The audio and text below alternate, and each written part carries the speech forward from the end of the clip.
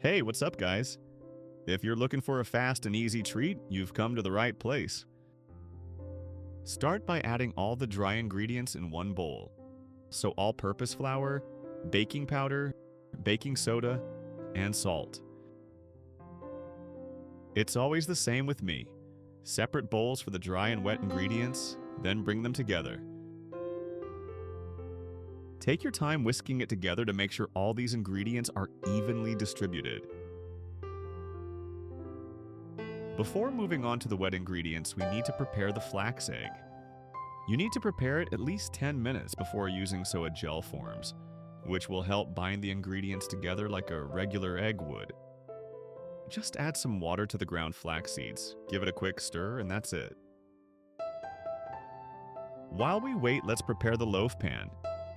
You can grease it with butter or give it a quick spray of oil like I am, then line it with a parchment sling. The sling makes it very easy to take out after baking, so I highly recommend you use this. For the wet ingredients, start by adding the granulated sugar and the zest. Save a bit of this zest for the glaze, like a teaspoon's worth. It will make it so much better.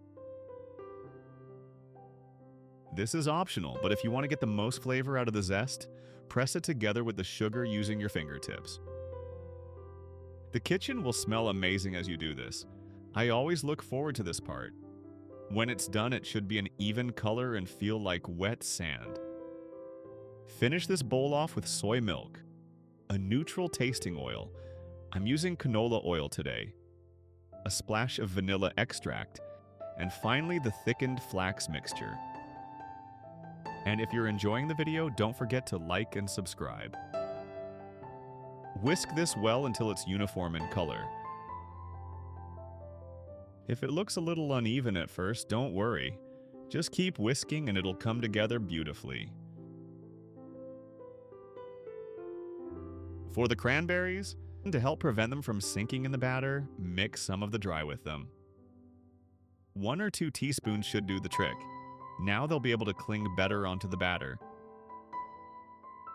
With frozen cranberries like I'm using today, make sure to not thaw them first or they'll release a lot of liquid as they bake and stain the bread.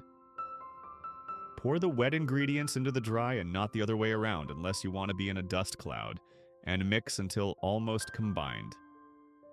We're not going to mix it completely yet because we're going to add in the cranberries closer to the end. Now we can add them in and mix until just combined. Transfer this to the prepared pan, smooth out the top, and put it in the oven, 350 for 45 to 50 minutes. It's done when a toothpick comes out with a few moist crumbs.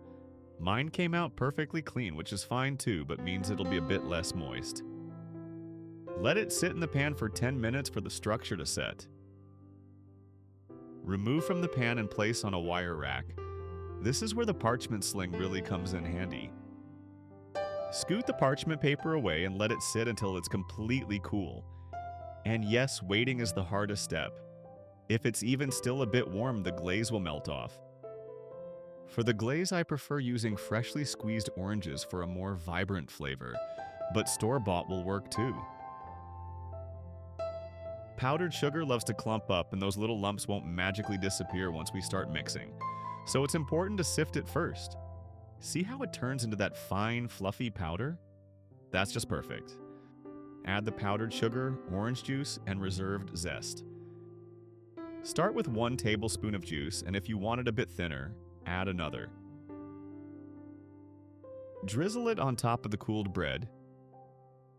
Give it a slice and enjoy. This bread is soft, zesty, bursting with juicy cranberries, and finished with a sweet citrus glaze that makes every slice taste like pure sunshine. You gotta give this a try. Thanks for watching, and I'll see you in the next video.